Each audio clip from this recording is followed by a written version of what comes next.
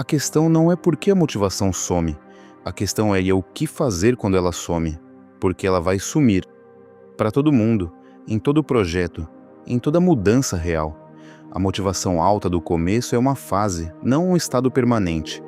E quem entende isso para de tratar o desaparecimento da motivação como sinal de fracasso e começa a tratá-lo como parte previsível do processo. Uma fase que tem estratégias específicas para ser atravessada. A primeira estratégia é separar o motivo do humor. O motivo é a razão pela qual o projeto importa. O humor é o estado emocional do dia.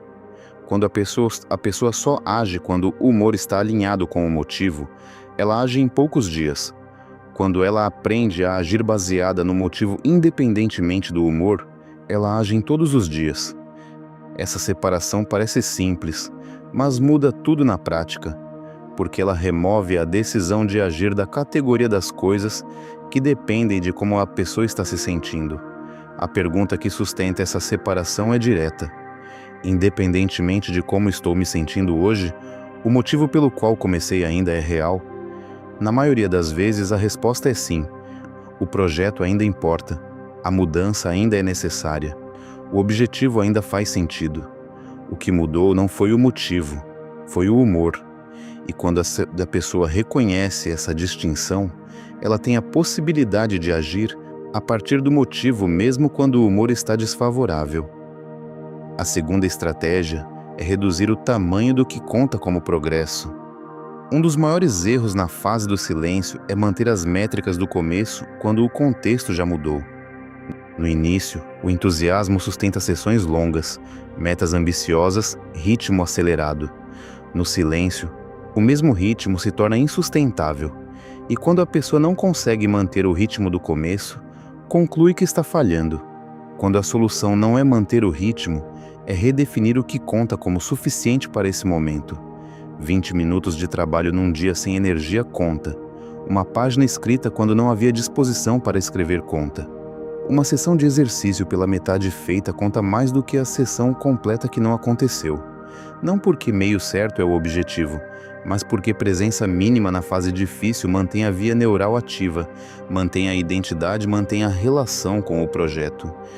E é muito mais fácil retomar quando se nunca parou completamente do que recomeçar do zero depois de um abandono. A terceira estratégia é criar o que os pesquisadores de comportamento chamam de sistemas de continuidade. São estruturas que fazem o comportamento acontecer independentemente do estado interno. Não dependem de motivação porque são pré-decididos. O horário fixo é um sistema de continuidade. Às 7 horas eu faço X. Não porque decidi às 7 horas, mas porque decidi antes. O espaço preparado é um sistema. O caderno está na mesa, o computador está aberto, o treino está na agenda.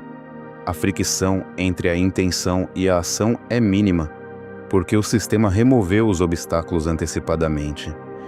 Existe uma pesquisa de Wendy Wood, professora de psicologia da USC, que mostra que cerca de 43% dos comportamentos cotidianos das pessoas são hábitos, ou seja, são executados sem decisão consciente no mesmo contexto de sempre.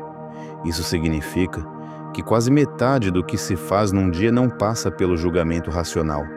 Acontece automaticamente, e isso pode ser usado a favor.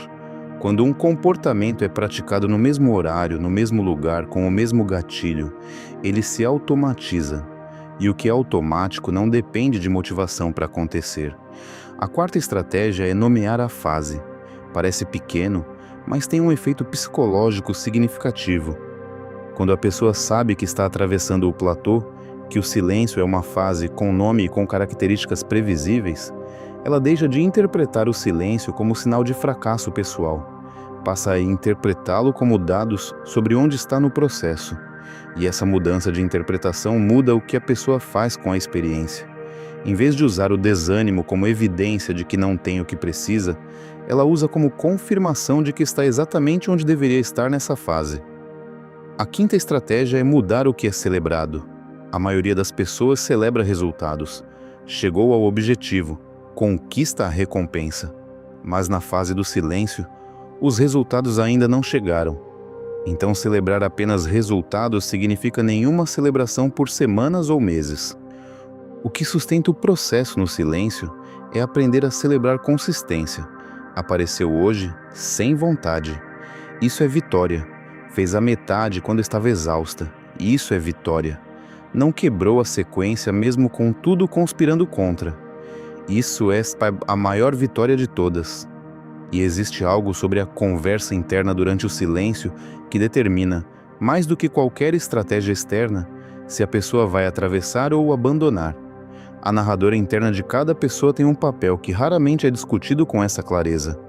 Quando a motivação some e o silêncio chega, essa narradora tende a ativar um script específico. Não estou progredindo o suficiente. Outras pessoas estão mais avançadas. Talvez eu não seja a pessoa certa para isso. Talvez não seja o momento certo. Talvez o projeto não seja tão importante assim. Cada uma dessas frases tem uma função: proteger a pessoa da possibilidade de falhar.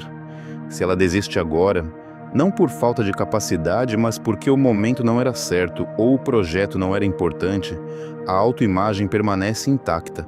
A desistência se torna narrativamente justificada, mas o preço é que o projeto não acontece. E com o tempo, o acúmulo dessas desistências justificadas vai construindo uma identidade de alguém que começa, mas não termina. E essa identidade se torna uma profecia autocumprida. Interromper esse script exige reconhecê-lo como script, não como verdade. Quando a narradora diz "não estou progredindo o suficiente", a pergunta certa não é "ela tem razão?". A pergunta certa é: essa é a história mais útil que posso contar sobre onde estou agora? Porque histórias diferentes criam estados diferentes, e estados diferentes criam comportamentos diferentes. A pessoa que conta a história de que está no platô e que o platô é parte do processo, age de forma diferente da que conta a história de que está falhando. Existe algo sobre a sua relação com o resultado que muda radicalmente a experiência do silêncio. Quando o resultado é o único valor do processo, o silêncio é insuportável, porque é o período mais longo sem resultado visível. Mas quando o processo tem valor em si mesmo, quando estudar tem valor além do que a pessoa vai aprender, quando se exercitar tem valor além do corpo que vai ter, quando criar tem valor além do que vai ser criado, o silêncio muda de natureza. Ele não é mais espera pelo que importa. Ele é o lugar onde o que importa está acontecendo. A filosofia budista tem um conceito que se aplica aqui de forma direta: o não apego ao resultado. Não no sentido de não se importar com onde se está indo, mas no sentido de não fazer o valor do momento presente depender de um resultado futuro. Quando a pessoa consegue estar completamente presente no trabalho de hoje, sem que esse trabalho precise provar algo, sem que precise produzir resultado imediato para ter valido a pena, ela encontra uma qualidade de presença no processo que o resultado sozinho nunca daria. Tem algo sobre o que as pessoas que atravessam o silêncio têm em comum que é importante nomear. Não é que não sintam o desânimo. Não é que a motivação nunca some para elas. Não é que o platô não apareça. É que elas desenvolveram ao longo do tempo uma tolerância ao desconforto do silêncio que as pessoas que desistem ainda não têm. Essa tolerância não é inata, é construída exatamente atravessando fases difíceis sem fugir. Cada silêncio atravessado constrói um pouco mais de capacidade de atravessar o próximo. E existe algo sobre o que está sendo construído no silêncio que só se torna visível depois: a confiança de que a pessoa consegue continuar mesmo sem resultado imediato. A prova, acumulada em dias e semanas, de que ela é capaz de comprometimento real. A via neural que foi sendo fortalecida por cada aparição silenciosa. O caráter que se forma na repetição anônima do trabalho que ninguém viu. Essas coisas não aparecem nos resultados externos, mas estão lá. E quando o resultado finalmente chega, elas são o que o sustenta. O silêncio não é onde os projetos morrem, é onde eles são decididos de verdade. No entusiasmo do começo, qualquer pessoa parece comprometida. Na crise com narrativa, a superação é dramática e visível.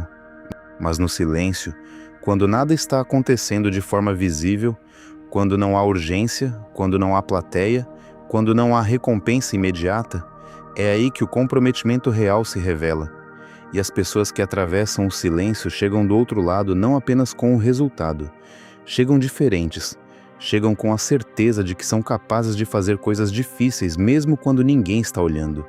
Existe uma distinção crucial que muda completamente como a pessoa se relaciona com o silêncio. A diferença entre descanso e abandono. Descanso é intencional. É a decisão consciente de pausar por um período específico para recuperar recursos. Abandono é passivo.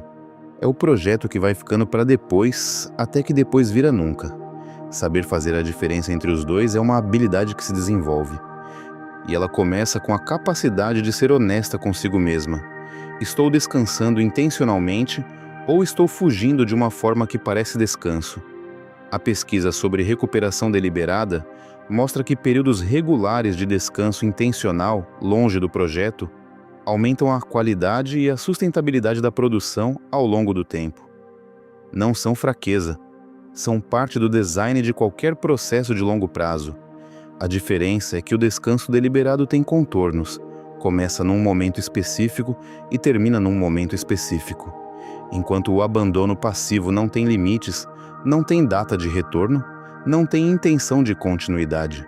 Existe uma estratégia chamada carta para si mesmo no futuro, que tem efeitos surpreendentes na sustentação de comprometimento através do silêncio. A pessoa, num momento de clareza e de conexão com o porquê do projeto, escreve uma carta para a versão futura dela mesma que vai estar no platô, sem energia, duvidando se vale a pena continuar. Essa carta, lida no momento de maior tentação de desistir, funciona como âncora, porque traz de volta a voz da pessoa quando ela estava conectada à razão mais profunda, antes que o desgaste distorcesse a perspectiva. Tem algo sobre a forma como o progresso é medido que tem um impacto enorme na experiência do silêncio. A maioria das pessoas mede progresso por resultados externos, o número na balança, o valor na conta, o reconhecimento de outros. Mas resultados externos têm latência. Aparecem semanas ou meses depois do trabalho que os gerou. Se essa é a única métrica, o silêncio vai durar muito. A alternativa é criar métricas de processo. Quantas vezes apareci? Quantas páginas escrevi? Quantas sessões completei? Essas métricas existem agora, independentemente de quando o resultado externo vai aparecer. Existe algo sobre a relação entre identidade e resistência, que é o coração de toda essa conversa. Quando a identidade da pessoa está ancorada nos comportamentos, nos resultados, na performance, qualquer período de baixo desempenho ameaça quem ela é. Mas quando a identidade está ancorada nos valores, no comprometimento, na direção, o silêncio não ameaça nada, porque a pessoa não deixa de ser alguém que valoriza o crescimento por ter um mês difícil.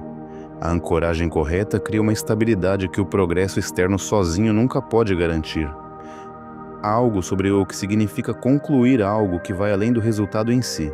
Quando uma pessoa atravessa o silêncio e chega ao outro lado de um projeto, ela não apenas tem o resultado, ela tem a prova de que consegue.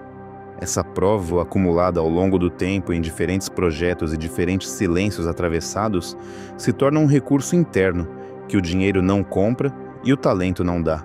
É a certeza, baseada em evidência de que quando decide algo e está comprometida de verdade, ela chega. E essa certeza muda a relação com todo o projeto futuro.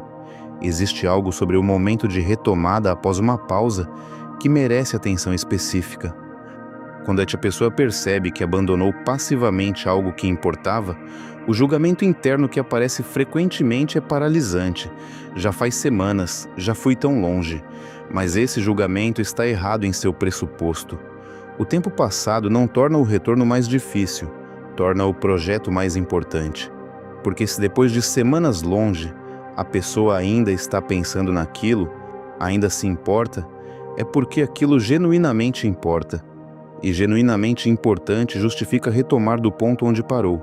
E por fim, há algo sobre o silêncio que, quando atravessado conscientemente e não fugido, se transforma em algo que a pessoa carrega para o resto da vida. Não apenas a habilidade ou o resultado do projeto em si, mas a certeza de que é capaz de aparecer mesmo quando não quer, de trabalhar mesmo quando não sente, de continuar mesmo quando ninguém está olhando E mesmo quando ainda não dá para ver onde isso vai chegar, essa certeza não se compra, não se recebe. Ela se constrói exatamente no silêncio que se tentou evitar, e só encontra quem decide ficar mesmo sem garantia de que vai valer a pena. Existe algo sobre a qualidade da atenção no silêncio que é fundamental. A maioria das pessoas, quando atravessa o platô, está lá de corpo, mas não de mente. Está fazendo os movimentos do hábito enquanto a mente está questionando se vale a pena, comparando com onde os outros estão, antecipando quando o resultado vai chegar. Essa presença parcial cria uma experiência de esforço sem engajamento que é especialmente esgotante. Aprender a trazer atenção plena para o trabalho silencioso, a estar completamente presente no que está sendo feito agora, sem a mente no resultado futuro, transforma radicalmente a qualidade da experiência.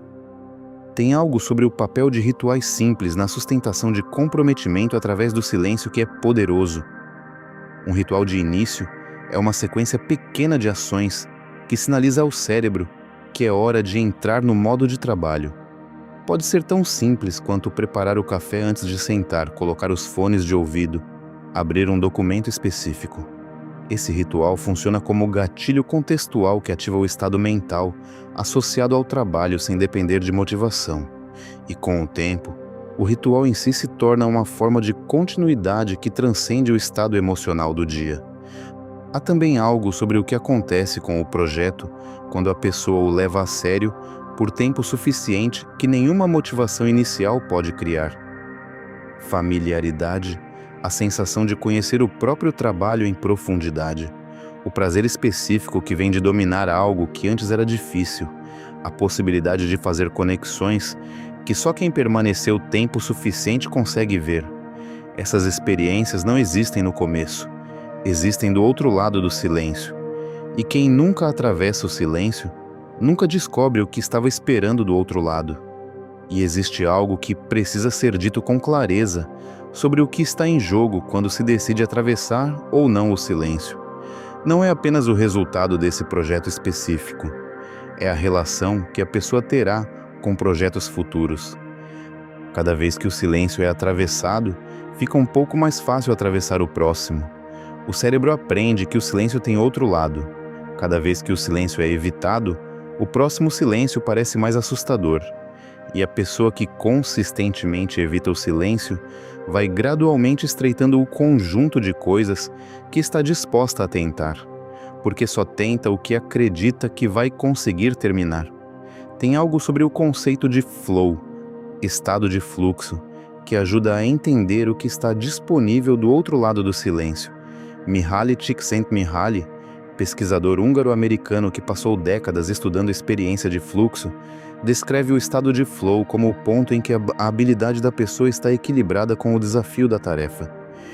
Nesse estado, a experiência é de absorção completa, de tempo passando diferente, de um prazer intrínseco no próprio fazer, mas o flow não está disponível no começo de nenhuma jornada. Está do outro lado de um período de esforço e desconforto que desenvolve a habilidade, até o nível necessário para o equilíbrio acontecer. E existe algo sobre o papel da autocompaixão no processo de atravessar o silêncio que é estratégico, não apenas emocional. Kristin Neff, pesquisadora de autocompaixão da Universidade do Texas, encontrou que pessoas que se tratam com gentileza depois de períodos difíceis têm mais persistência em direção a objetivos do que as que se criticam duramente. A autocrítica severa ativa o sistema de ameaça do sistema nervoso, que por sua vez aumenta a ansiedade e a busca por alívio imediato. A autocompaixão desativa esse ciclo e mantém o sistema nervoso em estado de maior abertura para o desafio. Há algo sobre o que significa estar comprometida de verdade e não apenas motivada, que o silêncio torna absolutamente claro. O comprometimento real se revela não quando é fácil, mas quando é difícil. Não quando há energia, mas quando não há. Não quando os outros estão vendo, mas quando ninguém está. E é exatamente por isso que o silêncio, por mais desconfortável que seja, é a fase mais formativa de qualquer jornada.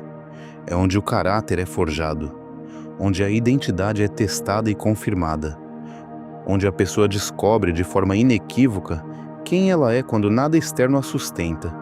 E o que está do outro lado do silêncio não é apenas o resultado que a pessoa perseguia, é ela mesma, transformada pelo processo. Não pela conquista, mas pela travessia. Por cada dia que apareceu sem vontade, por cada sessão que fez sem recompensa imediata, por cada momento em que a narradora interna dizia que não estava funcionando e ela continuou mesmo assim.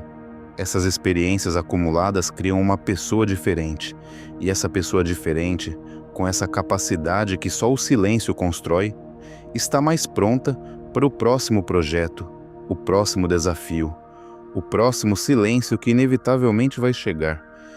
Existe algo sobre a transição que acontece quando alguém passa de tentar criar um hábito para ser alguém que tem aquele hábito que é fundamental entender como horizonte. Não é uma mudança que acontece num dia específico. Acontece gradualmente, através de múltiplos silêncios atravessados, múltiplas sessões feitas sem vontade, múltiplas vezes que a pessoa apareceu quando era mais fácil não aparecer. E um dia, quase sem perceber, ela percebe que o esforço que havia antes não está mais lá da mesma forma, que o hábito se tornou parte de quem ela é. Essa transição não tem anúncio.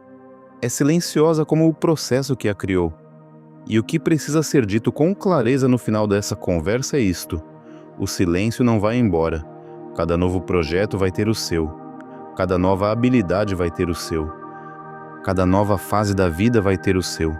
A diferença que o crescimento cria não é a ausência de silêncio. É uma relação diferente com ele. Uma familiaridade que vira confiança. A certeza baseada em evidência de que já atravessou outros e chegou do outro lado. E essa certeza, construída silêncio a silêncio, é o recurso mais valioso que qualquer jornada pode criar. Não o resultado, o que foi necessário para chegar lá. E existe algo sobre o que cada pequena aparição no silêncio está construindo que só fica claro quando olhado de longe. Cada sessão de trabalho sem recompensa imediata, cada dia de hábito mantido sem vontade e sem plateia, cada vez que a pessoa escolheu o motivo em vez do humor. Essas pequenas escolhas, invisíveis uma a uma, se acumulam numa estrutura. E essa estrutura, que se chama caráter, que se chama integridade consigo mesma, que se chama capacidade de perseverar, é o que torna possível qualquer coisa significativa no longo prazo. Ela não se vê de fora, mas é sentida por dentro, e um dia se torna o fundamento de tudo. E por fim, a pergunta que vale ser feita agora: com o que essa conversa trouxe? Onde está o silêncio que você está evitando? Qual projeto ficou em segundo plano porque o entusiasmo passou? Qual hábito foi diminuindo sem que você tenha tomado a decisão de parar? Qual parte de quem você quer ser está esperando no outro lado de um silêncio que ainda não foi atravessado? Esse silêncio tem outro lado, tem sempre. E o que está lá não é apenas o resultado que você perseguia. É você, transformada pelo processo de ter decidido ficar, de ter escolhido o comprometimento quando a motivação foi embora. E a última coisa que precisa ser dita é a mais simples. Você já está mais pronta do que pensa para atravessar o próximo silêncio. Não porque as condições estão perfeitas ou porque a motivação vai estar alta. Não porque a motivação vai estar alta, mas porque agora você entende o que está acontecendo quando o silêncio chega, o que ele é e o que ele não é. E entender o mecanismo é a primeira e mais importante parte de aprender a trabalhar com ele, de forma intencional e consciente, em vez de ser levada por ele sem perceber e sem escolha. Se esse conteúdo chegou onde devia, compartilha com alguém que você sabe que está no meio de um silêncio agora. Alguém que começou algo com entusiasmo e está sentindo aquele peso de continuar sem ver resultado, sem saber se está no caminho certo ou se já deveria ter desistido. Às vezes, saber que o silêncio tem nome e que tem outro lado é o que faz a diferença entre parar e seguir. E se ainda não acompanha o canal, inscreve-se agora. Toda semana tem um conteúdo aqui, pensado com cuidado e baseado em pesquisa real, para pessoas que estão levando o próprio desenvolvimento a sério. Ativa o sininho para continuar essa jornada e não perder os próximos conteúdos. Eu leio cada comentário. Me conta. O que mais te ajuda a me continuar quando a motivação some e o silêncio chega. Pode ser pequeno, pode ser simples, mas é real e genuíno. E às vezes é exatamente o que alguém que está lendo isso agora talvez precisasse ouvir para não desistir. Se algo do que foi falado aqui chegou em você, eu te convido a conhecer o método. Devagar, tudo muda. É um caminho de desenvolvimento emocional que vai te ajudar a entender de onde vêm os padrões relacionais que se repetem, o que os mantém e como construir uma base interna que te permite navegar as relações de um lugar mais claro e mais inteiro. O link está na descrição. Vejo você no próximo vídeo.